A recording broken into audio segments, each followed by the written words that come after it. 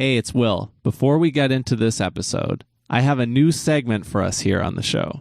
It's where we round up the highlights of music reviews from our website, rhythmchanges.ca. And if you're not interested to hear about my favorite music since the last time we published a podcast episode, just skip ahead about 2 more minutes and you'll be good to go. Anyway, I've got 4 things to shout out for you here that have happened over the last 2 weeks that I've covered and that I've really enjoyed. The first one is Chin and Jetty, previous podcast guest, with his single Sparrow. It's got a great cover art by his son, Julian, and I love what this single represents because it's him making music casually in his own living space. I'm always down to see more of that, so I loved reviewing that single when I saw it come out. Then there are 3 albums that I loved, and I'll hit these quickly. You can check the links in this episode description if you want to read my reviews of them. First one is titled The Blues Project by Steve Maddock, Vancouver jazz vocalist. Really swinging arrangements, awesome band. It's a seller record, so you know already what it's going to sound like. You're going to love it if you kick back and put it on.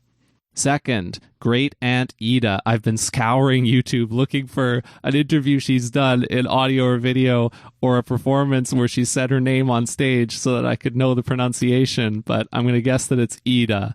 The album Unsayable blew me away. I put it on while I was cooking and I had to turn it off because I felt so lonely, but in such a nice way. Loved that album. And third, this is a jazz tour de force, a nonette album called Stranger Than Fiction by award-winning saxophonist from Winnipeg, based in the States, John Gordon. Amazing, amazing record. All jazz fans should love digging into that.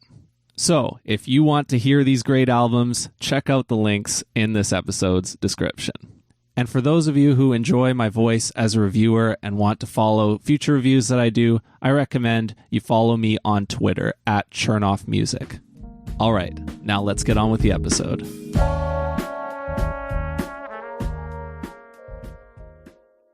Hello and welcome, everybody. My name is Will Chernoff, and you're listening to the Rhythm Changes podcast, a home for creative, improvising, local music people.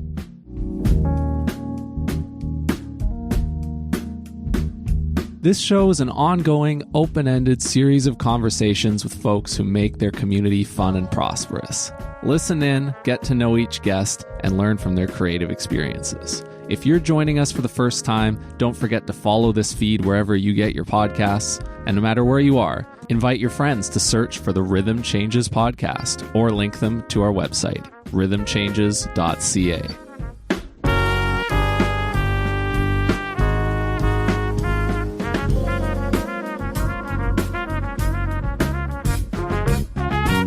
Our guest today is the host of the Infidels Jazz, what began as a radio show called Freedom Jazz Dance on the former Vancouver station No Fun Radio, is now a weekly show with over 100 episodes that you can hear on Mixcloud. Our guest has also produced and released an album by Kenton Lowen and J.P. Carter titled It Becomes Us, and in doing that, he added label services to his brand known as the Infidels. Proof of the respect that he has earned in this community is that he's called on to MC at live performances, write liner notes for artists, and contribute written words to the Vancouver Jazz Festival media. You can find him by visiting theinfidelsjazz.ca or at theinfidelsjazz on Instagram, Twitter, and Facebook. And it's an honor to welcome to the Rhythm Changes podcast, Tim Reinert. Hi, Will. Thanks so much for having me. Oh, it's my pleasure, and it's awesome to meet you today in this conversation. It's great to meet you, and listening to that wonderful intro. I'm honestly have no idea who you're talking about, quite frankly, but hopefully I can live up to the great intro. Thanks so much. Well, maybe one place we can start is that one of the things I checked before coming on here was the number of releases so far that you have bought in your personal Bandcamp collection. Do you have any idea what this number is? I have no idea. Well, I checked today. So, and I mean, you're very active there, so we can see how this evolves in the future when people are listening to this down the road. But as of today, the number of projects that you've purchased on your personal Bandcamp is 672. I might have to get you to edit that part out so that my wife doesn't hear that part. Wow. Yeah, that sounds about right. I mean, Bandcamp to me is one of the most exciting things about where the music industry has gotten and has evolved into over the last decade or so. And the fact that artists have such control over their own product and brand. I mean, it can only help the business, in my opinion. And to have an organization that is so artist friendly, and then for me, having started a label recently, label friendly as well. I mean, it's just fantastic. The thing with Bandcamp though is you got to do the work. If there's so much great music there, but you have to spend time on it, and you have to find out the stuff that's going on, and you have to sign up for different labels, and it can be a little overwhelming, but what a great resource it is if you truly love exploring new music. It's just fantastic. Yeah, I would say that my two top follows on Bandcamp, following the fan accounts, not the artist accounts, are you and Kevin McNeely. You're both the most active Vancouver people. Wow. Yeah, Kevin and I share a lot of overlap in terms of our tastes, like a lot, to the point where it's a little scary sometimes. But yes, we definitely follow a lot of the same paths for sure. So I think of you as somebody who has such broad taste in jazz. So if you had to touch on a couple of your favorite things, what would they be? Because I know you as somebody who ranges across the whole spectrum. Yeah, I mean, to me, it's such a big music. Like, there's so many different things that fall in the category. And especially as I've gotten older, I've really tried to be a lot less snobby about what is jazz and what isn't jazz. The analogy or the story that I always think of is, if you played Charlie Parker's music to King Oliver in 1921, he would have no idea what that was or how it related to what he was doing whatsoever. And if you took, the stuff that Charlie Parker was doing in 1944 and you played him, Albert Ayler or John Coltrane or something, it would be also somewhat unrecognizable. The music evolves, the music changes. And to me, that evolution is fascinating. So for me, when I started listening to jazz, it was big band. It was big band and bop. I fell in love with big band hard, and I still absolutely adore it. But, that changed, and that evolved into free jazz, which is a terrible term for the music, but it's the one that seems to have stuck, so I guess we'll go with it. But that is something I'm extremely passionate about, and people think that I'm most associated with that kind of music. I've done a lot of emceeing for local musicians in that style and vein over the years, and it's something I'm really, really passionate about. But if you tell me that, Jen Hodge is doing a tribute to King Oliver at Pat's this Saturday, I am absolutely there. There's just so much great music in the jazz genre that it gets overwhelming, but it's like the music that just never stops. There's just so many different things. You could spend years and years and years studying big band music and never even touching a group that was under 18 pieces. And you could spend years and years and years just studying piano solos and the people that have made that into its own art form. It's just such a big music. I don't want to be one of those people that say, I like everything. I mean, I kind of do like everything.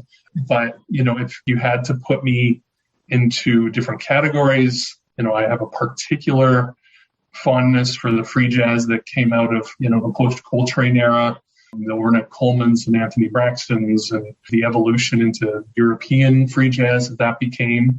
But if you put me in front of a Sonny Stitt box set, you probably won't hear from me for a couple weeks too. That's funny that you brought up Anthony Braxton. That's a good name too, because I was looking for somebody else. I love this thing that you brought up as a frame of if you played King Oliver for Charlie Parker.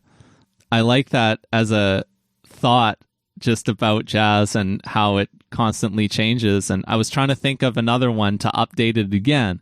And so I was thinking, well, what if you played Kamasi Washington for John Coltrane? They have some common lineage there, maybe. And somebody like Anthony Braxton, too.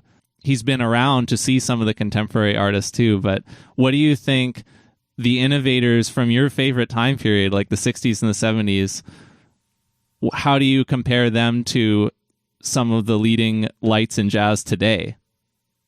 That's a really interesting question. I think that when you look at the people who are playing today, and jazz has always taken and borrowed from R&B and pop and rock and classical. So that's not a new thing.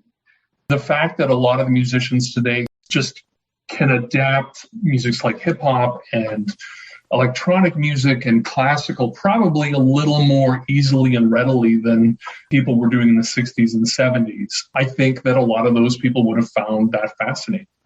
If you had played, Grant Green, the music of, Mary Halverson, I think his eyes would have just lit up and went, oh, are we going to do that now? That's fantastic. I think he would have found somebody like her just so exciting and so fresh. You look at what people back in that era were doing, just how gutsy that stuff was. Tastes were changing. People were moving into pop music. People were listening to all sorts of stuff. And jazz wasn't really a tastemaker music anymore.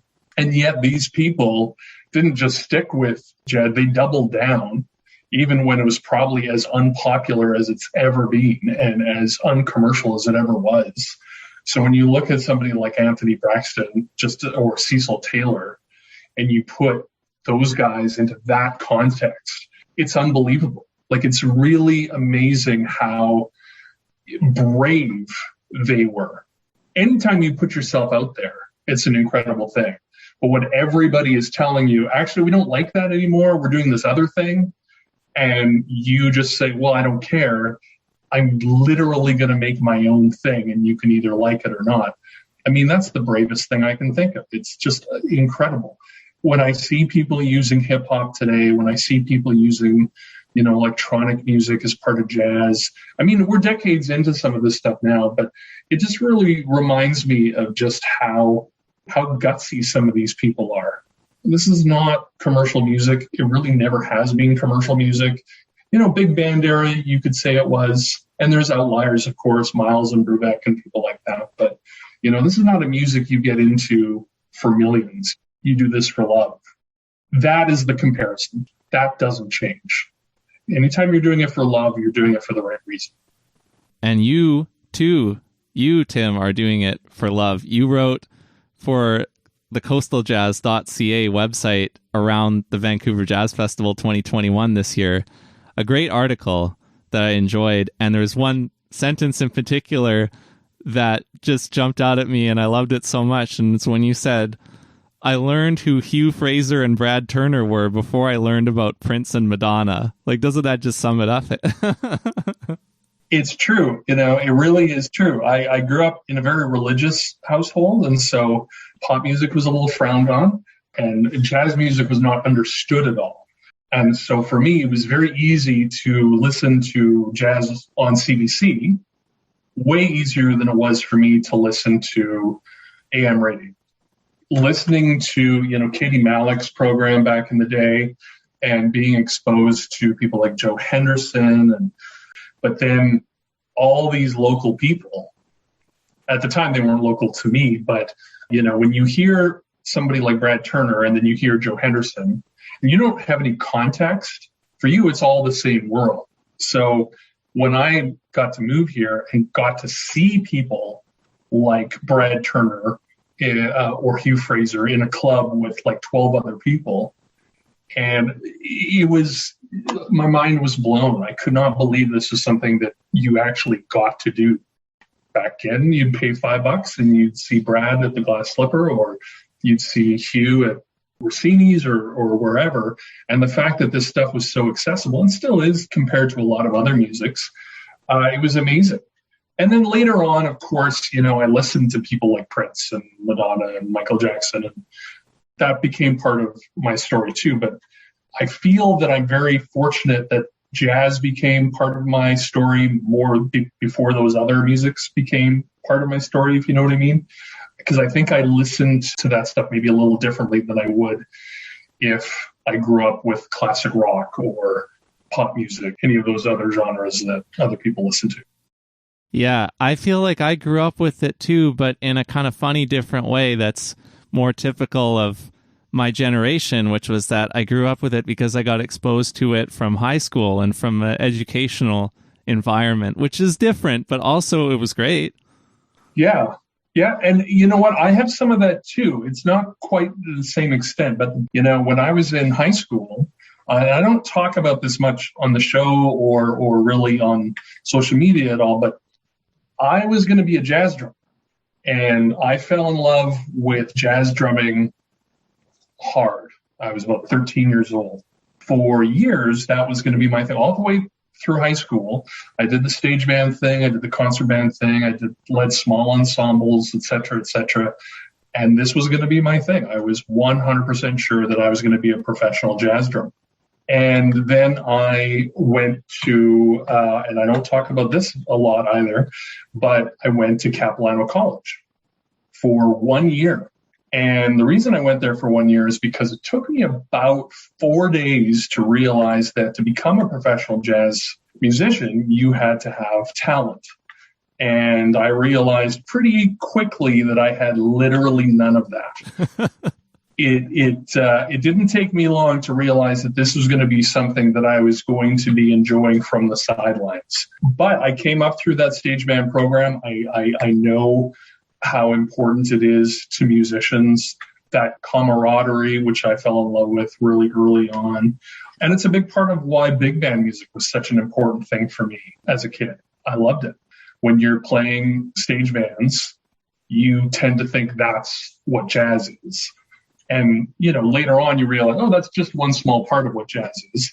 But it's a huge part of the learning curve, right? It's really important.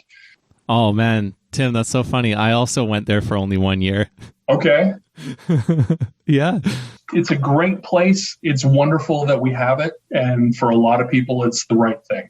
Here's the interesting spin off of that. You're talking humorously about how you realized about the playing level and about your own playing and that fundamental part of it, right?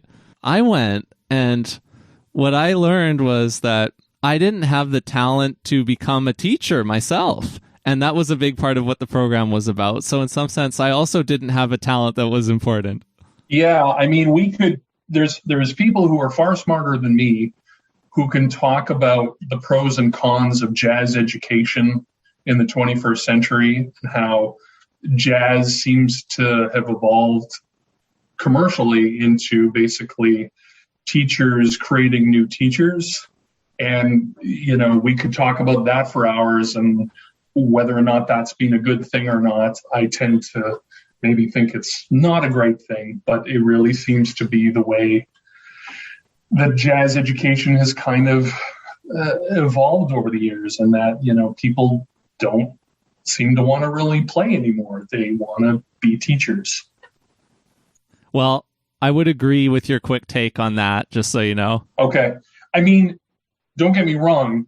Teaching is incredible, and great teachers are always needed.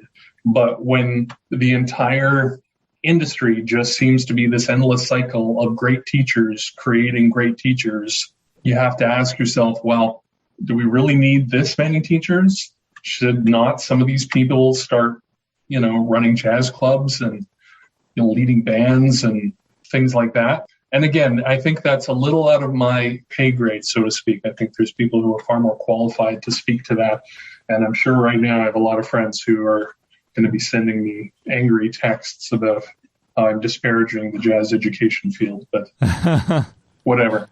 What can you do, right? Yeah, you're right. This is a topic for another day, for a headier time, because I definitely want to talk a bit about your radio show, The Infidels, and the label The Infidels. Before I jump there, you're talking about people who are playing and running venues and doing things. Sounds like people who are keeping the community active on an ongoing basis, right? And I mean, I was aware of you and your work for the last 2 or so years that I've been more active as a Vancouver emerging jazz artist, but I really saw you and appreciated what you were doing fully not until February of this year. You got up on stage to MC Jamie Lee into the winter presentation by Coastal Jazz. And at that point, it clicked that this was who you were. And then I started listening to your show. But it took until then. That's really interesting. I've been MCing here in jazz gigs in Vancouver for, oh my goodness, since 1996. I started emceeing gigs for Coastal. John Orsick, who's the marketing guru for Coastal and for the local jazz festival for many, many years, asked me to get involved. And so I started emceeing, and I really liked it. And I really felt that it was a way that I got to contribute just a little bit into a scene that I loved a lot. When you start emceeing for the jazz festival, I think I emceed outside of Metrotown and maybe in North Vancouver a few times, and you would get these weird gigs outside where like 3 people would show up, but your job was to, provide context to the artist and get people excited. I would do that and still do. It's been a really great way to keep connected to a scene and also get exposed to the changes in the scene. The scene here evolves, and the scene here is different than it was back in the 90s. It's probably a little more straight ahead these days, it feels like to me. And to see that evolution, to see new people come into the scene, somebody like Jamie, who you mentioned, who is just really fresh, exciting voice, who has all these crazy influences, but her own thing doesn't sound quite like anybody else. When somebody like that pops into a scene, and there's so many examples right now, it's so exciting, right? You're so excited by the potential and what she's going to do. And when she plays at Frankie's, I want to kind of turn to everybody and go, do you guys have any idea? Like in 20 years, you're going to be bragging to your friends that you got to see her in such a tiny venue. Oh, yeah. So funny that you bring that up, because you said you listened to the Steve Caldestad episode. He was talking about how when he was my age, like 25 or 26 in New York, he was going to go see Kurt and Mark Turner and those guys like every night. And his friends would be like, oh, man, you're going to go see them again? Yeah. And now, of course, people are like, oh, my God, why didn't you see them even more? I mean, it's such a great opportunity. New York is a whole other place. And it's we could talk about for hours about New York as well. I've never been there, so I wouldn't be able to hold up very much yet. So I'm looking forward to my first time someday. Oh man, it really, New York, in some ways I feel that it gets overstated because I feel that people put too much importance into it and then they don't want to focus on their own scenes. But then you go to New York and you realize there is nothing like it. I mean, you spend 3 nights there going from gig to gig to gig, and it's heaven. It's just like nothing else on earth. It's intense, but I mean, when I go there, I just get reminded, the history and the tradition. And if you love jazz, that history and tradition is part of it. It's not just the music. Remembering Billie Holiday and Coltrane and this lineage. And the fact that you can still kind of in New York go to some of the places that these people played and sometimes get to see people they played with. And that's still an ongoing tradition. I remember the first time I ever went to the Village Vanguard and standing there at the bar and just being so overwhelmed by everybody who had ever played there, and that it was the same venue, and that Miles played there and Coltrane played there and everybody else you can imagine. And then I'm pretty close to passing out, and then Stanley Crouch walks in. So it's like crazy. Like that's a real thing that would happen and still happens in New York. Not so much with Stanley Crouch, of course, but it's just always wonderful to be reminded that this is such a living, breathing music, and that these people, they're real people. Yeah. That's funny that you bring up Stanley Crouch. I didn't plan this at all, but now I'm curious. What is your relationship to other writers and chroniclers of jazz like him? Oh, man. Oh, see, this is another one I'm going to get angry texts about. For me, when I was falling in love with jazz, I will tell you, Downbeat Magazine was it for me. Downbeat Magazine, when I was in junior high school, was a huge thing for me. And reading about jazz, especially now that I have some context and some years behind it, I realize how much reading about jazz was important to me. Reading about people, listening to new albums and getting excited about, the new Henry Threadgill or the new Miles reissue campaign, whatever it was. That, I think, probably influenced me more than anything when I was a kid. That whole gatekeeper thing probably means more to me than it means to a lot of people. I think context matters. It's really important. And for the people who have an actual gift at context, and I think it really is a gift, those people matter a lot. Phil Schaff and who we lost recently, or George Wein, who we lost recently. These people expose us to things that we normally wouldn't listen to. Expose in a really good way, yeah. Expose in a really good way. And I think that these are all points of view. And there isn't a wrong point of view, really. There isn't really a right point of view. And, you mentioned, so with Stanley Crouch, I can think of so many artists that he turned me on to, and who, if you go back and you if you read some of the early OTB albums and you hear him talking about read him talking about Ralph Peterson. I defy you not to get excited about Ralph Peterson's music just because of how he talks about it. But then you can hear him talking about Braxton or Taylor or David Murray, who he played with, although he didn't like to admit that he played with them, and he will talk about those people like they were riff-raff, not people not to be taken seriously. Now, does that make the when he talked about Wynton or Ralph Peterson wrong? Not really. It's just a different point of view. Him disparaging some of the free jazz and stuff that I love a lot doesn't really upset me the way it upsets a lot of people, because to me, that guy left his life doing far more good than harm. And who cares if he didn't like a few records? Big deal. Totally. Yeah, we can't all like the same stuff. No, and so it's fine if we all stake out the things that we like and we try and share them or even advocate for them, because there's always going to be room for the next person to come in. And as long as you believe that, then it's fine. If people play to their taste, that's great, right? Yeah. I mean, the thing is with him, reading him write about Charlie Parker, it's one of the most transcendent experiences you could possibly imagine. You have to get excited about Charlie Parker when you read him, discussing him. I don't really want to hear him talk about the Art Ensemble of Chicago, because it doesn't really add to my enjoyment of the Art Ensemble of Chicago. It's disparaging and it's insulting, and who cares? There's lots of great writers that can talk forever about the Art Ensemble, and I'll just read one of those. Yeah. Good lessons to live by in a lot of different ways when you can kind of zoom past the people's opinions that you don't like and focus on the ones that you do. Yeah, it's life's too short, man. Too much great music, totally. Too many great writers. What is your history of making a jazz radio show like pre-Freedom Jazz Dance? Because I couldn't figure that out if there was. There was none whatsoever. Wow. The only real background I have is in MC. That's really gotcha.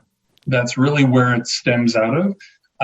When I was a kid and I was, thinking I was going to be a musician, I did a lot of emceeing for different, all my stage bands in high school. I did all the emceeing for all the concert bands because I had a background in performance. And so it was very natural and easy for me to grab a mic and just say, hey, here's who we're about to listen to.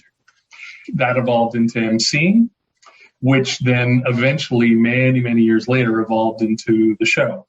And when No Fun Radio started up, a friend of mine who was doing some shows for them was told by them that they needed a jazz host. And so he just put my name forward. And it's one of those things that you're like, oh, could I have been doing this the whole time? And I guess I could have, but somebody needed to kind of spur me on a little bit. So I did that for a while. And the No Fun thing was good. It was never the show I really wanted it to be. It took me a while to get my sea legs on it. And when they closed, I realized how much I was loving it. But I really wanted to do my own thing. And I really wanted to do the show that I wanted to do. And so it took me a little while to figure out the technology.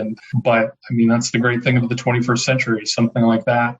You can just do at home now, right? As you're doing right now. It's not something you need to be invited to do. You can just do it. And so it took me a little while to figure out the technology. I'm lucky enough that one of my best friends is a great engineer, Chris Preston, who does all the audio work and editing on the show so that I don't sound too foolish. It's been a work in progress. We're over 2 years in now. There's a format to the show, but I try not to stick too much to the format. And if things come up that I want to explore, I'll do that. But I really try to make the show music first, me talking about the music second. Totally, yeah. Yeah, I don't want people to turn in and go, okay, are we going to have to listen to this nerd, talk about Charlie Parker for 20 minutes before I actually listen to Charlie Parker? Charlie Parker can sell himself really well as far as I'm concerned. But context matters, and I try to provide context. And so to me, that's what the show is about. It goes back to that whole point of view thing. It's my point of view, but I also try to let the music speak for itself. So I try not to talk too much about like genres on the show. Try not to say, oh, this is going to be something really weird or crazy or avant-garde. You're going to figure that out on your own when you listen. Me telling you that Cecil Taylor is maybe not going to sound like any other piano player you've ever heard isn't going to change the way that Cecil Taylor hits your eardrums. I think one of the downfalls of jazz is the perception that you have to be able to explain jazz in order to appreciate jazz. It's wonderful that we're all a bunch of little jazz nerds that can talk about, all the different drummers that played on Miles Davis records, but people do not care. People just don't care. And if you want somebody to get excited about Miles Davis, you do not tell him about the differences between, Wayne Shorter and John Coltrane, because they're just not going to care. Yeah. They'll hear it. Yeah, and they'll hear the differences in these tunes too. You won't have to really break them down. You can still do a show where you play a bunch of freedom jazz dances or Summertimes, and it'll still be interesting to your listeners. Yeah, absolutely. Nature Boy is the one that I've been wanting to do for a while, but again, I find that such a tough tune to wrap your head around. It's one of those tunes that seems to be more up here than it is in the heart. So I'll have to do some research on that one too, I think. Huh. I have a big memory of Nature Boy of a specific arrangement, which is that I heard like Lila Bialy's arrangement of it live, and I thought that was so awesome. Oh, okay. I'm not sure I've heard that one. Yeah. It's pretty epic. It's pretty lushed out. But I remember hearing that a while ago, and that being kind of the first version of the song that I think of even at this point. This is a big statement, but I think probably my all-time favorite version of that is a version that Johnny Hartman did for a Japanese album that he recorded, I'm going to say around 72. I might be completely wrong on that. And it's not a ballad. He doesn't do it as a ballad.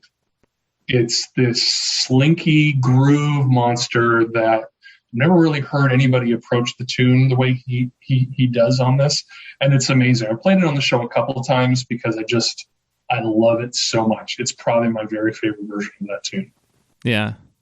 There's two more things I want to hit about your radio show. One thing I'm curious about is, so when you play younger and emerging Vancouver jazz artists, which you do, like take somebody like Ilhan Safarali or somebody else like that, who's also been on the podcast, what happens when you play them? Do you end up interacting with them, or is it something where you are pulling from their catalog and you're playing it and it doesn't end up causing an interaction between the two of you? What is it like and what does it mean when you play younger local jazz musicians' music? Well, I think you'd have to ask them more than me. If you're a young jazz musician, one of the terrible things about jazz is that it's one of the few genres of music where being young is considered a weakness. If you're jazz and under the age of 40, and you know this firsthand, you do not get treated the same as if you were a young punk musician or a young country musician. It's something that the respect comes with experience and age. And that's valid. That's really important. Experience is great. But if nobody's giving you those opportunities, if nobody's playing your music, it can be very discouraging. And I have seen plenty of gigs in this city of young musicians who are playing in front of 5 people or 6 people, and they're sounding crazy good and everything's cooking, but nobody's paying attention. They're not a name yet, and they don't have nobody's talking about them in the Georgia Strait or whatever it is. Why not help those people? Why not play that music?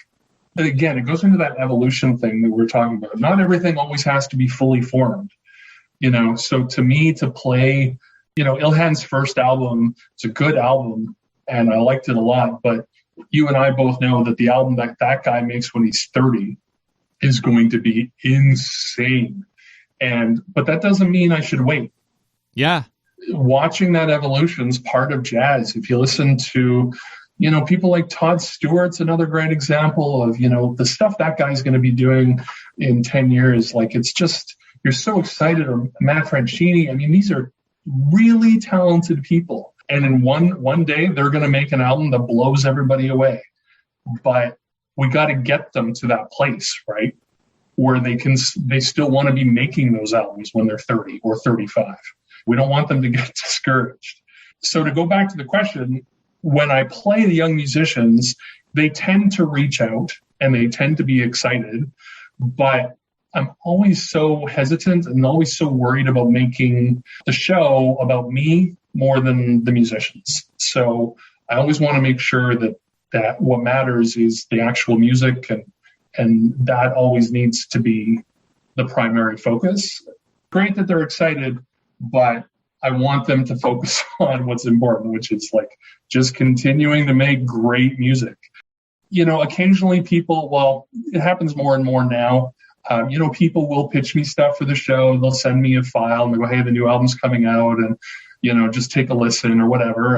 And when people make that effort, I really try to make the effort to play it. If it's something that I dig, that's pretty much the only rule of the show. If I don't dig it, I'm not going to play it. But I'm also not going to disparage it, or, as you've heard on the show, I don't talk about albums I don't like very much. To me, that's not what the show is about. There's too much good music to focus on the handful of records I don't like. Let's talk about the positive stuff. And, in 2021, to make an album is easier than it ever has been. And so you're a kid, you're 21 years old, it's the easiest thing to sit at home with a keyboard and a mic and you've made a record. That's fantastic. But in 2021, it's harder than ever to get people to pay attention to that stuff. When everybody can make a record at home, it's hard to realize what's good.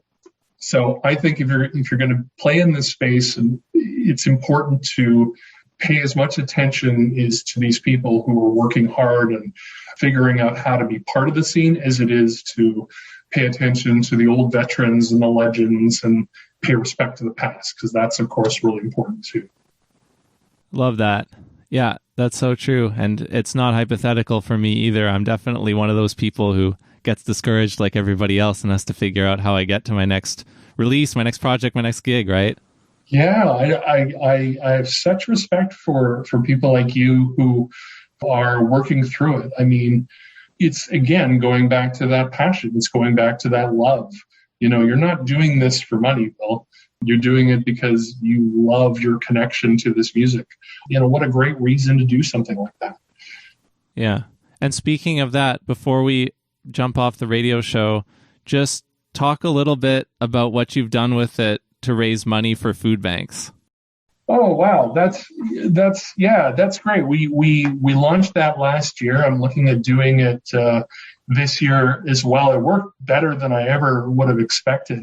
And I don't think anybody that lives in Vancouver doesn't know that we have a homeless issue here and a food scarcity issue here with certain aspects, certain parts of our population. And so what I wanted to do is try to figure out a way that I could raise money for, the food bank the Vancouver Food Bank ended up being the primary source that we donated the money to. But there was probably 5 or 6 different organizations throughout the Lower Mainland that ended up getting some donations because of it. And so what I did at the end of October of last year, basically said, if you were going to donate a certain amount of money to one of these food banks, I would literally create an episode of the show just for you. And if I knew you, it was obviously easier. So if I know what your tastes are, for example, if I'm going to do a show for Corey Weeds, I'm not going to be playing Ken Vandermark or, Marion Brown or people like that. And try to make it as much about that person as humanly possible. If I didn't know that person, I would try to learn about them, maybe talk to their friends, ask them a few questions here or there. The more money you donated, the longer the show would be. And so, some people got an hour-long show. Some people got a 15-minute show. We'll tweak the format this year because it ended up being quite work-intensive, but it worked out well. I can't remember right now, but I think we raised over $3,000, maybe close to $4,000 for different food banks. And so it ended up being far more successful than I would have thought. And people love when you put that personal touch, when it's about you, when you feel that someone's paying attention, it matters, So it ended up being great. The jazz community here was really supportive, and a lot of musicians who, quite frankly, especially at that time, because we're right in the middle of COVID, not a lot of these musicians could afford to be donating money, and yet they were. And I think that also shows we don't just have talent here; we have really good people in the scene here. Yeah, well, when you do that again, I'm in some fashion. I'm gonna jump in because that's awesome. I love what you did there. That's fantastic. Yeah, I'd like to do a version where the musicians are involved more, because I know there's a lot of musicians where this is something that is important for them as well. We have a lot of musicians that play on the downtown east side, and they're affected by the issues this community has all the time. So I know there's a lot of musicians who are willing to put themselves out there for this. So it's just a matter of figuring out the right approach. But we'll be doing some version of it this year for sure. So when you put out the album It Becomes Us on the Infidels record label, you said that it was important to you to record the playing of Kenton Lowen. Talk a bit about that. Yeah, I've been wanting to do a label forever. Like, for me, as somebody who loves the business side of music a lot and who has a background in that to some extent, it's something that I've always wanted to do. But it's one of those things I just never, that's something other people do. But the show kind of made me realize that I had been wasting time, and that right now, there's never been a better time to do stuff like this. The technology is so accessible. And so it was a matter of just finally doing something I've always wanted to do. And Kenton is probably the first person I thought of when it was time to really think about who I was going to have on the label. And I think Kenton is one of those drummers that I would put, up against some of the best that New York or Chicago has to offer. Not that it's a competition, but to me, the musicality of his playing, it is so melodic, it is so intense. Watching him live is it's a transcendent experience. Watching, when you see him play drums, it's great seeing him, but it's also amazing watching people see him for the first time, seeing the look on their face when they realize this is a guy that lives in Vancouver and that they can go and see at any time.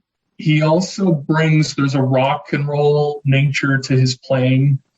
There's an R&B thing in there. There's that soul and funk thing that's really not overt, but it's there. And to me, this combination of influences that he has, I find him an endlessly entertaining drummer, and one that I think musicians know about, but as a leader, It's not necessarily something that he focuses on. When he's done his own stuff, it's usually, focusing on the singer-songwriter aspect of his skills, which is great. I really wanted to hear something where he's playing in that tradition. We talked about different projects. At one point, there was going to be an Albert Ayler tribute album. That was one of the things we talked about. There was going to be like a drum tribute album that he was going to be part of. And we had agreed that, hey, we're going to do something. And then COVID happened a week later. We, put that to the side. And then last summer, as you know, there's lots of outdoor gigs happening. And I went to see him and JP, again, two people I've seen play together maybe dozens, maybe even 100 times. Plus, I've seen them both individually many times. But I don't think I had ever heard them play as a duet before. And man, it just clicked. Everything connected emotionally the way the best music does. Everything is so simple, and it was clear. I went up to Kenton right after the gig, and I looked at him, and he looked at me, and I go, I think that's the album. And he goes, yeah, I think that's the album too. And so we figured out, I wanted to make sure there was a real connection to the jazz tradition, especially that free jazz tradition that he loves a lot and that I love a lot. So there's, the art ensemble covers on there, and there's Ornette Coleman, and there's Sonny Chirac, and that part of the music is covered. But also, it was really important to Kenton to make sure there was a healthy amount of improv on the album. And so, and when I say improv, I mean those two guys made that stuff up in the studio that day. Yeah, not taking solos, but free improvisation on the spot. Yeah, really free. Really, really, really free. And that's, I think, made the album really unique. There's a lot of the album that's accessible and that has a lot of melodic context. And then there is stuff that if you've never listened to this stuff before, hey, it's going to be a trip. I wanted to focus on the future as much as we did on the past. So to me, that's what makes the album work really well, is those two parts of the music, the where we came from and where we're going. And I think it worked really well. Now I know, because you started your radio making journey with Freedom Jazz Dance into the Infidels, you have now started your label producing journey.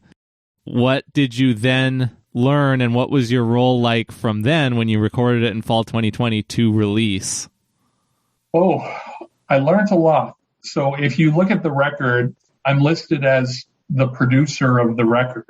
For those of you who are listening who want to know what being a jazz album producer means, it means that you make sure you get the right coffee and that you get the right sandwiches for the musicians, and then you stay out of the way. Then later on, there's stuff for you to do. First part, you stay out of the way and you let talented people be talented people. And then, yep, absolutely. And then later on, that's when I had to do my work. And even though I knew how many different moving pieces there would be, it was still a challenge. And even a record like that, it's just drums and trumpet, probably best decision that I made was getting David Sekula involved. Because that guy forgets more about how to record an album, on an average Saturday than I will ever learn in my entire life. And so, I've done a session with him. It was so awesome. Yeah. Is that guy not just, he's so humble. He'll never come out and say, hey, just so you know, I really know a lot about this. But then you talk to him for 5 minutes and you're like, why is he not recording every single session in town? Like, it's crazy how much that guy knows. And so to have a guy like that who really shepherded me through a process that I knew very little about, that was amazing. He would never, I'd get little emails from him at 2:00 in the morning, go, hey, I'm sure you already know about this, but just so you know, you have to do this, this, or this. And I have no idea what he's talking about. And I'm like, yeah, Dave, I already knew about that. That's totally fine. Yeah, you're not teaching me everything. It's just really a great resource to have. Probably what made it a bit of a learning curve is that we kind of rushed the post-production part. We had the album in the can. Of course, it's COVID. Nobody's really knowing what's happening. We're not sure what the point of even releasing a record is. I'm kind of discouraged at this point. Who knows when gigs will ever happen again. And Kenton really was the motivator. Kenton's like, look, Jazz Fest is coming up. There's a gig. Let's get it out for the gig. But that was in March. To have an unmixed, unmastered album in the can in March and to get it out for June, it's not impossible, but it was a lot. And so to get all the different parts, different artwork, we had a really talented comic book artist named Simon Roy, who lives in Victoria, a very talented guy, doing our artwork. Ben Frith, who runs Neptune Records here, he did the design of the cover and put everything together. To have these talented people help me with this, it was awesome. And so even things like the design of the cover, which I kind of figured would kind of all fall into place. To have somebody like Ben, who's been putting out albums on rock and roll albums on his Neptune label for years, to have him help talented people wanting other talented people to succeed. It was a really great thing to see. And I learned so much about how collaborative this is. And you can say it's your label, you can say you're the producer, but unless you have a group of people who are committed to getting the art out the door, it's not going to happen. So that has been one of the great learning curves of this. And so there was very little ego involved, very, very, it was all collaborative. Kenton and I probably texted each other thousands and thousands of times in a 3-week, 4-week period as we were working on the mixing and mastering.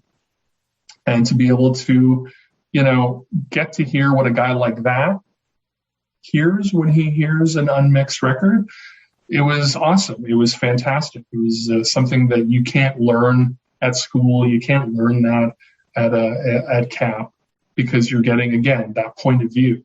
It was a really interesting experience, and I learned a lot.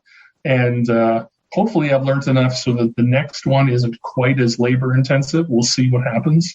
But it was an amazing experience, and we're excited about it. People seem to be very happy with the record. And, it's a free jazz record, so it's not like it's going to be played on the CBC anytime soon.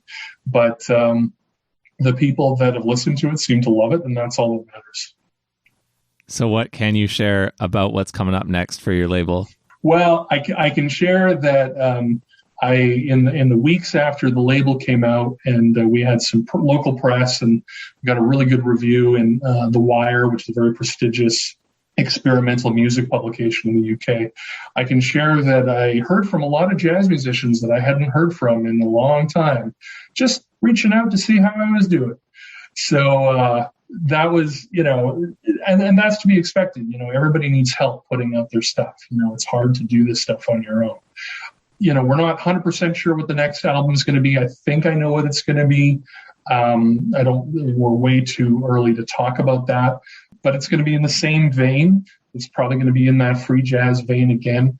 Working on getting some funding from the province of BC. That's still in its early days. That's going to be really important to make sure that we can put out more and more records. Hopefully not just limited to free jazz or avant-garde jazz. Love to do some straight-ahead stuff and more traditional jazz as well, which I'm very passionate about. I think at this point it's going to probably be a stretch for the next album to come out before the end of the year, but I'm hoping for spring. Okay, but it sounds like nothing recorded yet. Still trying to figure that out. No, there are albums that are recorded. What I'd really like to, I don't necessarily want to emulate what we did here, where I'm in the studio, quote unquote, producing an album. I don't think it's necessary. I don't think I add very much to that at all. Talented musicians don't need some loser, telling them what tunes to play. They know what they're doing.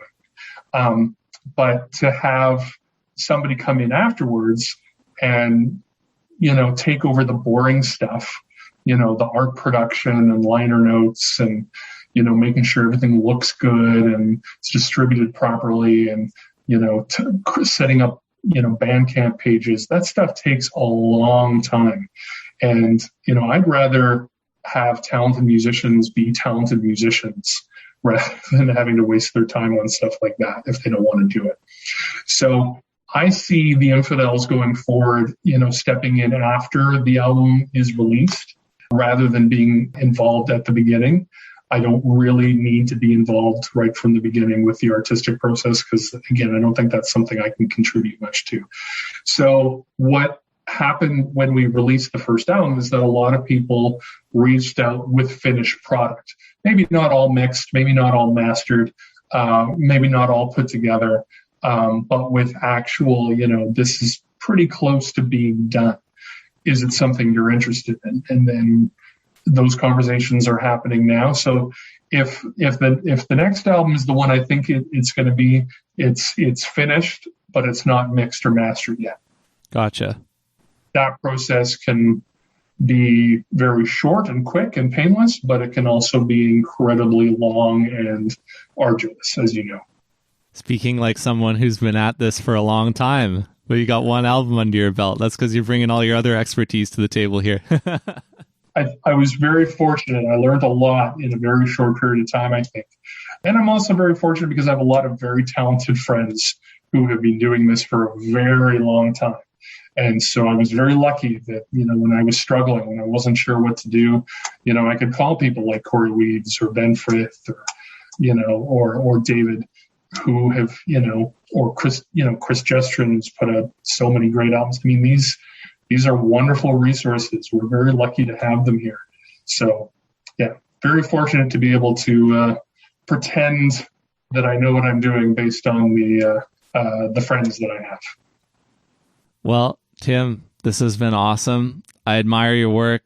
I identify with your mission, and it's been a blast chatting with you. You're absolutely invited for a follow-up in the future when you've got other albums out. Maybe we could even do an in-person one, because you're right, there's a lot that we could talk about, and I want to thank you for taking the time to chat with me today. Oh, thank you so much, Will. This has been a real pleasure. I hope I didn't talk your ear off too much. Thanks for doing what you're doing. I really appreciate it. Thank you for tuning in to this episode of the Rhythm Changes podcast. If you haven't followed the feed yet, make sure you do. And think about your friends who might enjoy listening too. Tell them to search for the Rhythm Changes podcast, wherever they get their podcasts. If you want more from us, visit our website, rhythmchanges.ca. The Rhythm Changes podcast is a Chernoff Music production. Copyright 2021, Chernoff Music.